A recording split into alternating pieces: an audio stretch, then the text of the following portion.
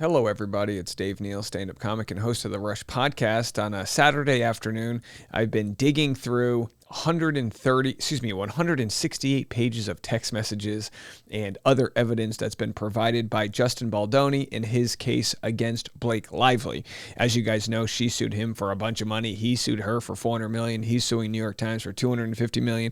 Ryan Reynolds is involved. Taylor Swift is somewhere to be found. It's absolutely wild. Well, these new text messages that I have right here show the absolute backstabbing, according to Justin Baldoni, and the twisting of his words to make it seem as if he was the aggressor and not the victim. Again, this was all used against him initially in the New York Times article. I can't and have no desire to debunk every one of their claims, but it's all in this timeline. And of course, all of this will be used in court. So she's got a hell of a lot of claims and complaints against him. Almost everyone that we've seen has a very logical response to it. That being, he's her boss. He's also her love interest in the movie, and all of the text messages add up. So I'm going to share with you text messages, written notes. I mean, the metadata and the written notes, those are things that have not been changed, call sheets and things like that. The first I want to show, and by the way, stick around for this. I need to build up to this. This is on page 155, so stick around for this.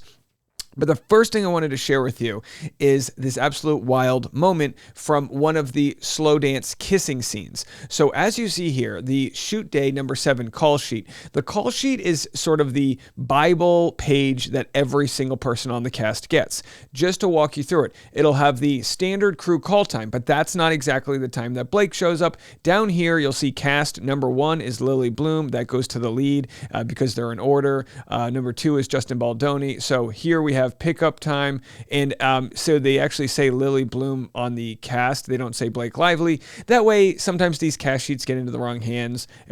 For high-profile people, they won't show their name or number. It'll say their pickup time, what time they're going in hair and makeup, what scenes will be shot that day. Is it a day scene right here? Is it a night scene? How many how many cast members? The shoot day 7 of 35. The weather that day, the location, who's on set, everything. So everyone's on the same page. So we have a bar scene here where they're in a sports bar, a montage of them slow dancing. So scene 49, 27, and 40 are being shot at the same time.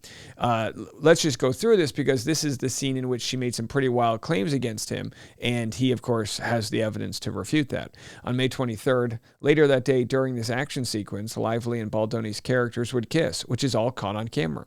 Lively's complaint accused Baldoni of discreetly biting and sucking on Miss Lively's lower lip during a scene in which he improvised numerous kisses on each take.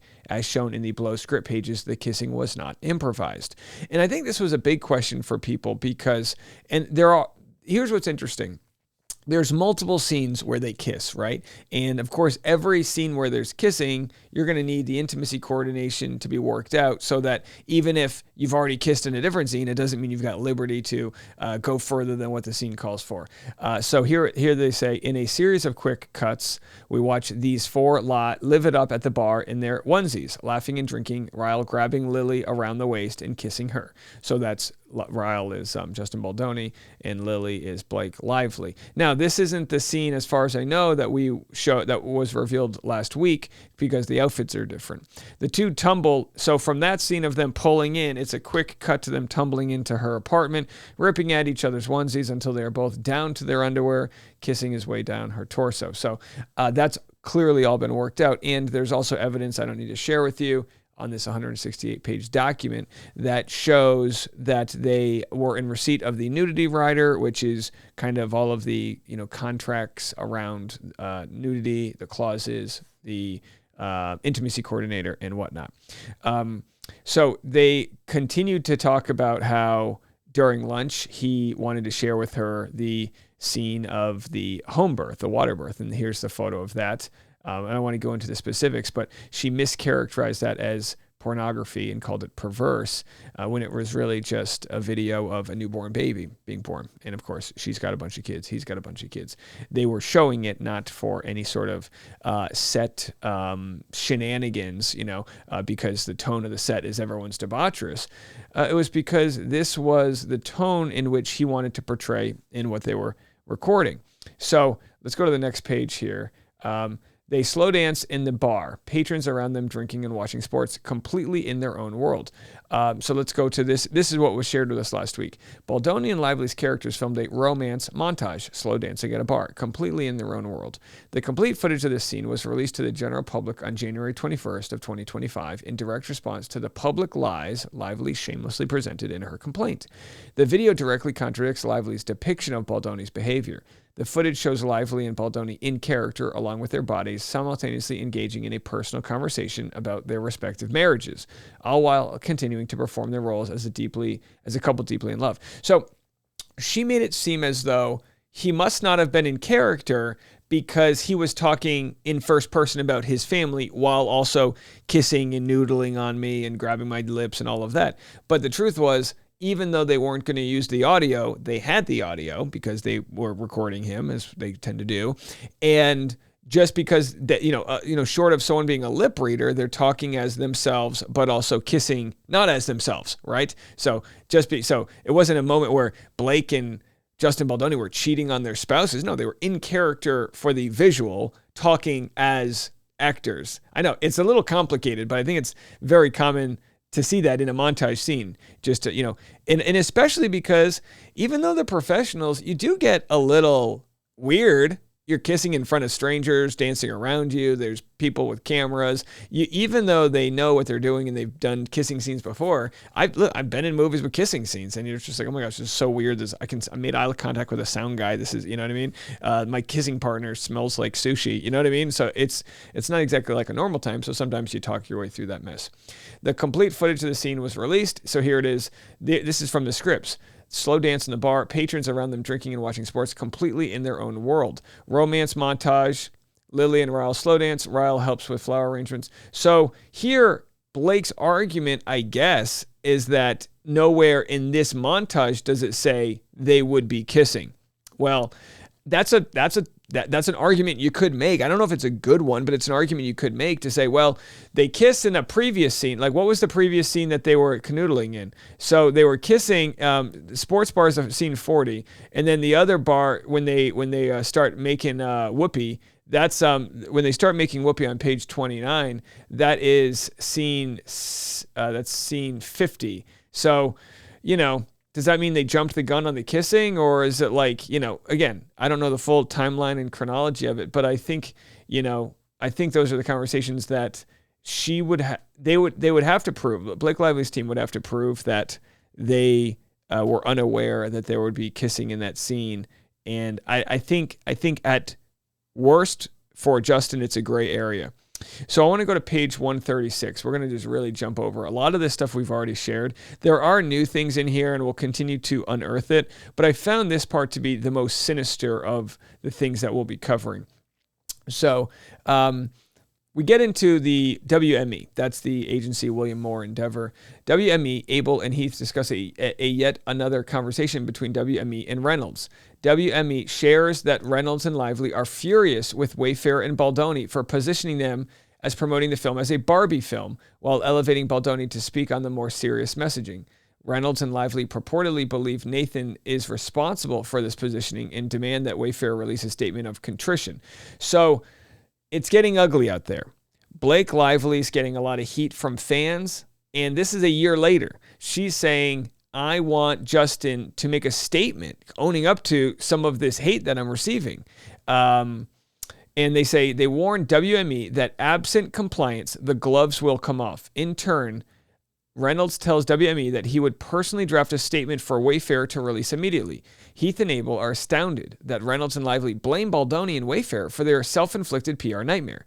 Heath had consistently communicated that neither Wayfair, Nathan, nor anyone on their team was manipulating the internet using bots or seeding stories about Lively's or Reynolds' character. All press stories were organic and directly resulted from Lively's own tone-deaf marketing approach. Two WME executives, Heath and Abel, participate in a call to review the statements drafted by Lively and Reynolds on behalf of Baldoni, Heath, and Wayfair. Upon review, WME concurs with Wayfair that the statement was vague, implies culpability without substance, and fails to address the issues at hand. Furthermore, if the goal was to mitigate negative online attention directed at Lively, the statement would have the opposite effect. In response, Wayfair, Baldoni, and Heath reject the demand, firmly refusing to issue any statement falsely assuming responsibility for non-existent issues. Yeah, you got to be careful here. So the only way they were able to get Blake Lively back on set after the writer's strike was to do that, 17-point thing where they own up to their mistakes, even though they kind of signed it under duress and say, we don't believe that this was true, but we had to sign it to get her back on set. Now Ryan Reynolds is trying to strong arm through his agent WME to sign something like a hostage statement. You know what I mean? That's what it kind of feels like. So we have a copy of that. This is what Ryan Reynolds wrote. And stick around because it gets better. Where this is the appetizer. I got the main course coming next. He wrote this on August 12th, 2024, after his wife's getting a lot of heat from fans because they don't like the way she's marketing the film, which, by the way, Ryan Reynolds' PR company was the one marketing the film, right? So this whole, wear your florals and get your alcohol brand involved and the hair care line and all of that, the fans weren't buying it. Statement prepared by Blake Lively and Ryan Reynolds on behalf of Baldoni, Heath, and Wayfair. It Ends With Us was a troubled production, which we take full accountability for. Again, they want Justin to sign this and share it. We are very sorry to everyone we caused upset to privately and publicly.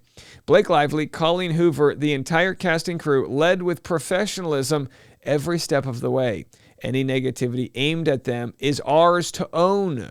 We mutually agreed that the cast would be promoting the film separately and understood why. We have always said we are not perfect, and even if unintentionally make mistakes, we will always own them. We hold ourselves accountable. It's not anyone's job but ours, and that's part of being man enough. Wow, they used his own words against him. Oh, boy. So Ryan, and by the way, knowing what we now know about Ryan Reynolds, how he's kind of in character, teasing, doing all these other things. This is actually, I'm sorry, the other stuff's even better than this, but this is wild. So this is what we shared earlier today. Another clip of Ryan Reynolds using Justin Baldoni, mocking Justin Baldoni. Do I love playing nice pool? He's just so manufactured and so nice that, by the time his head is just blown clean off of his body, you're breathing a slight sigh of relief. Now, I don't take that as a threat per se, but I wouldn't blame someone if they did. So here he is going, oh, Mr. Nice Guy. And then here in the documents, he goes, we hold ourselves accountable. It's not anyone's job but ours, and that's part of being man enough. This is Ryan Reynolds to a T. We will practice what we preach. We are learning and growing from the experience, and we thank everyone for their patience as we find a better way to proceed. We are very proud of the film and the welcome arms that it's been received. Part of our work is to have uncomfortable conversations for public growth. The film is doing that on screen, and we are doing that off screen. Thank you to the cast and crew and public for the opportunity to be imperfect and to be given the space to learn and grow with humility and dedication. August 12th, Abel, the PR people, share with Nathan that Blake and Ryan want Justin to put out a statement. Both are shocked by the request and state that they have never encountered anything similar. Nathan advises Baldoni to retain legal counsel immediately. So this is where they go, can you believe it? The call is coming from within the house. Legal counsel against your own cast member? So here they are. Career killer. Blake and Ryan want Justin to put out a statement. This is unbelievable. Call if you can. Career killer for them and Wayfair. No, have to fight it. At what point do you fight? It's now. Lawyer up now. It's like a halftime speech. She's like this crazy, coach. So crazy. Honestly, I've never had anything like it. Can we please hire a lawyer? He needs to. He has one, but he needs a litigator. Get BF. He's waiting and will also take on WME. BF being Brian Friedman, power attorney, coming to the rescue. Power attorney, Brian Friedman, power attorney. He'll also take on WME. Brian Friedman, power attorney. Sorry, that came out of me. I couldn't stop myself. Brian Friedman, he'll take on WME, which is so funny because people won't. They won't. Other people won't take on WME. They're one of the biggest agencies out there. Like people won't take on major news or, whatever. So, they go into damage control and blah, blah, blah. I want to jump ahead to page 155. That's where they get a hold of Brian Friedman and they say, hey, we need one for the big boys. This is it. And that's exactly right up his alley. So this is where there's so many text messages in this 168 8-page document. I'm going to post a link to this in my Patreon if you guys want to go check it out. I'll put it in the Patreon chat, patreon.com/Dave Neal. It's a PDF. I mean, it literally would take hours. I could read it, just can't do it today. I've got the in-laws. My parents are in town. But maybe we could do this on a live stream. I cannot imagine it's less than a 5-hour live stream. Let me know in the comment sections if you would want me to go through it page by page. So either way, there are screen grabs on top of screen grabs. So the internet's churning out stories, and then it's, proof of Justin Baldoni saying, hey, we didn't plant this one, right? They're like, no, we're not planting these. They were prepared to, they just didn't.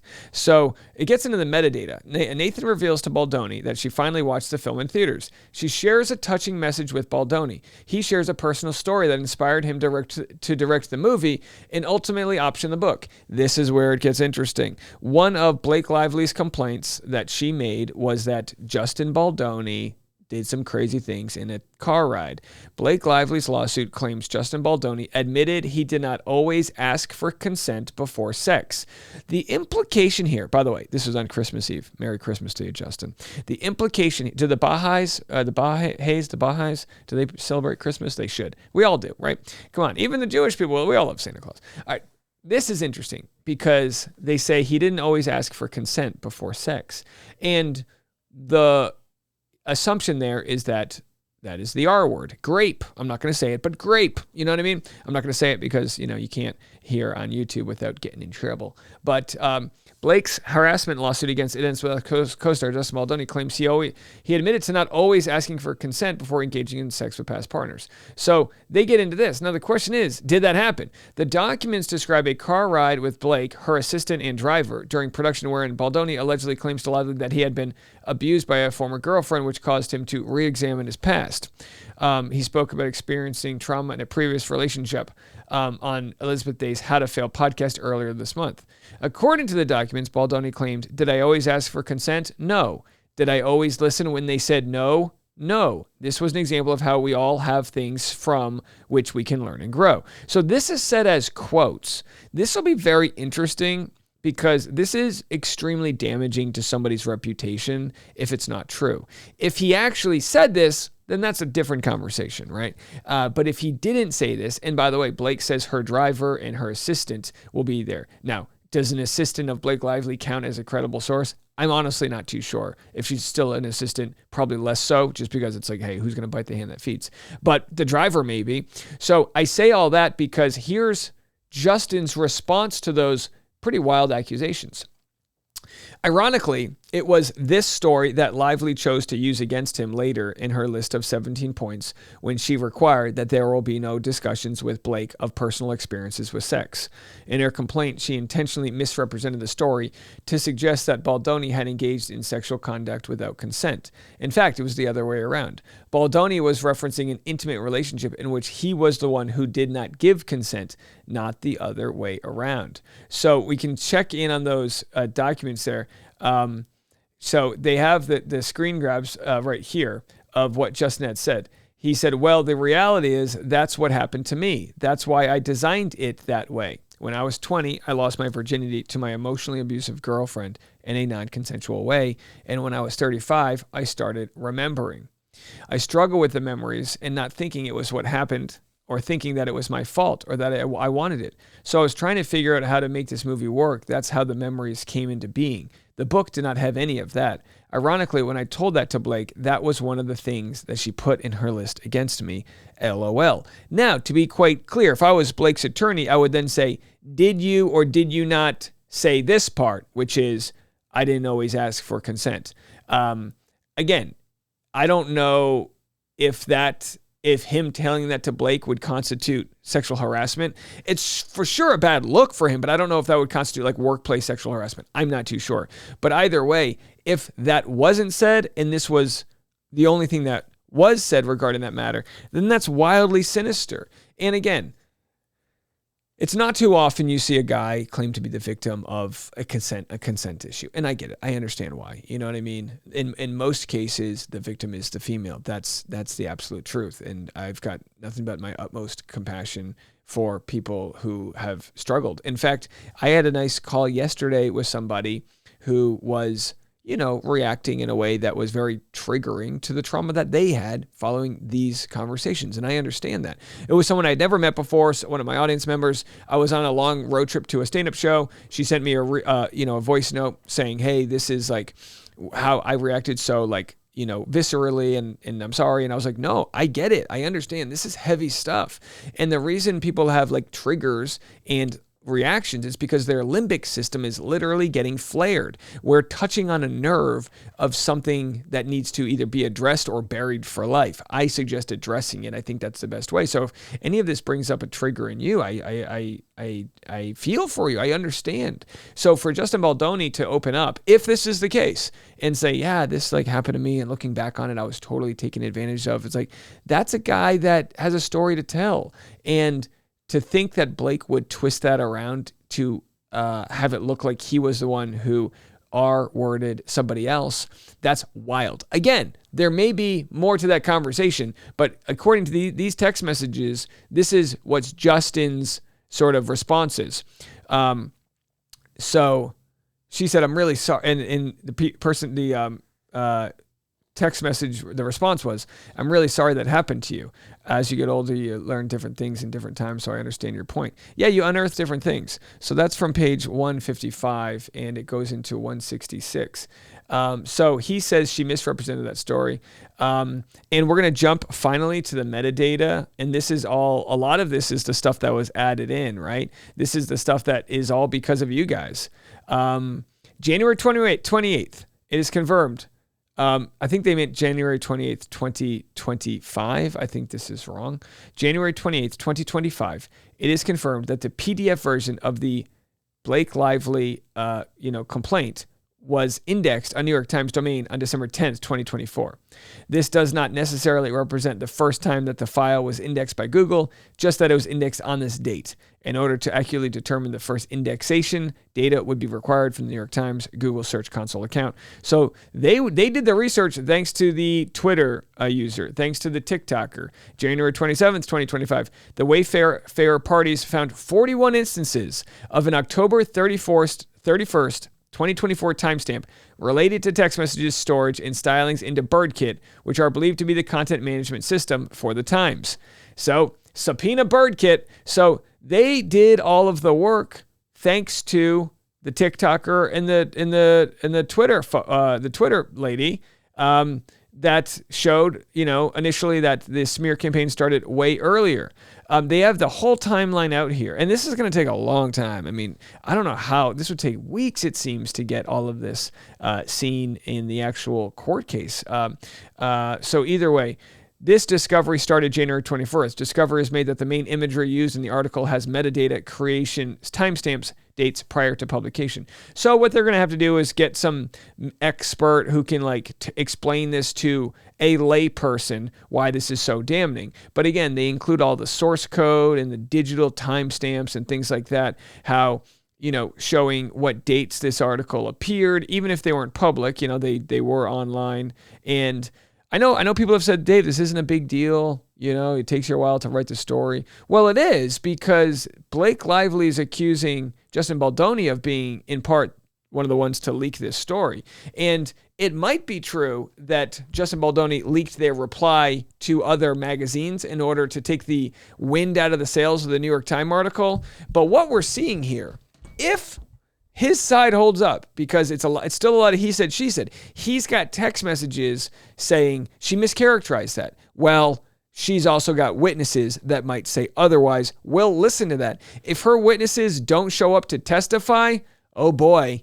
I mean, who are you going to believe there then, So I think that's about the lowest of the lows as it can get with backstabbing, because it shows another effort, allegedly here, to twist the knife and take a victim and turn their own abuse they received against them.